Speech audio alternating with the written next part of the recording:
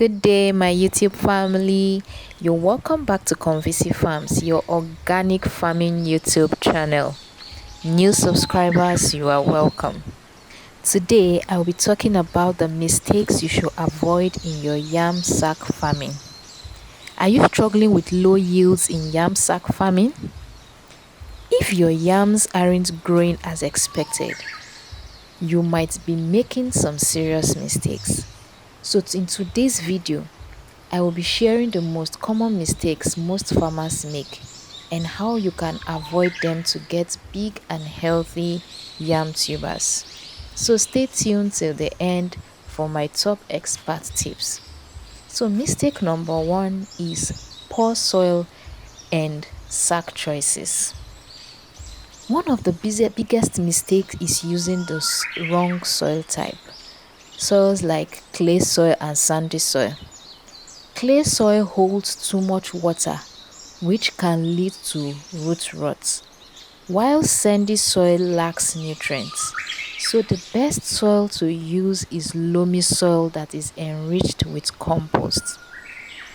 Then, using small sacks limits root space, and it leads to you having small and underdeveloped tubers. So make sure you always use strong sacks that is 50 to 100 kg, and it also helps you to prevent tearing. Mistake number 2 is planting and spacing mistake. Some farmers think that planting many yam sets in one sack will give them more yields, but no, it is wrong. It only leads to competition for nutrients and it gives smaller yams. Stick to 1 or 2 sets per sack to get the best results. Your yam set determines your harvest. If you plant weak or diseased sets, you will get weak plants. So make sure to always select healthy, big yam sets for your planting.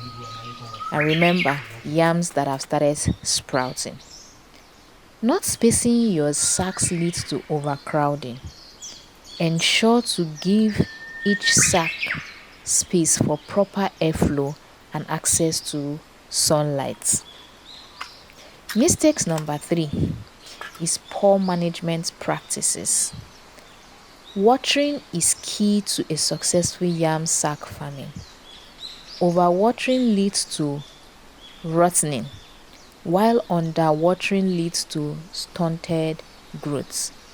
Water moderately. Your sack should be moist but not soaked. And again, do not neglect pest and disease control.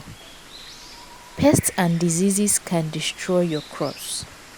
If you see yellowing leaves, holes on the leaves, or wilting, act very fast to control it. You can use organic pesticides like neem oil and make sure you inspect your plants regularly. Do not ignore staking and vine support.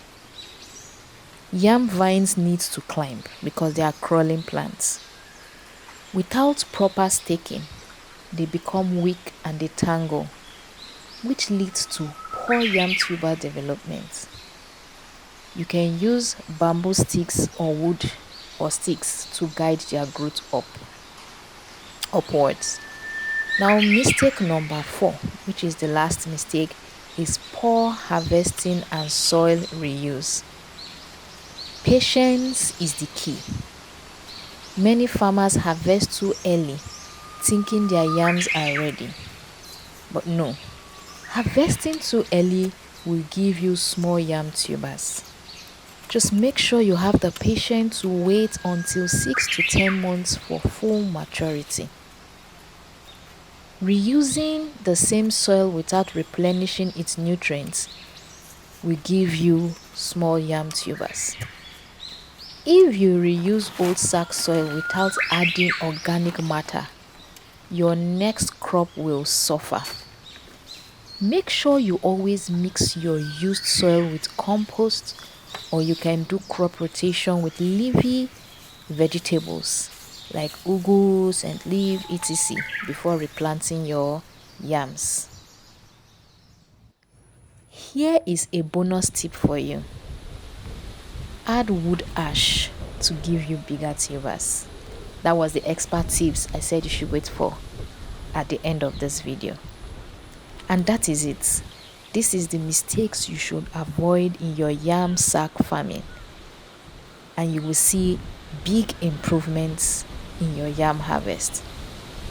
If you found this video helpful, please like, share and subscribe for more organic farming tips. See you in the next video.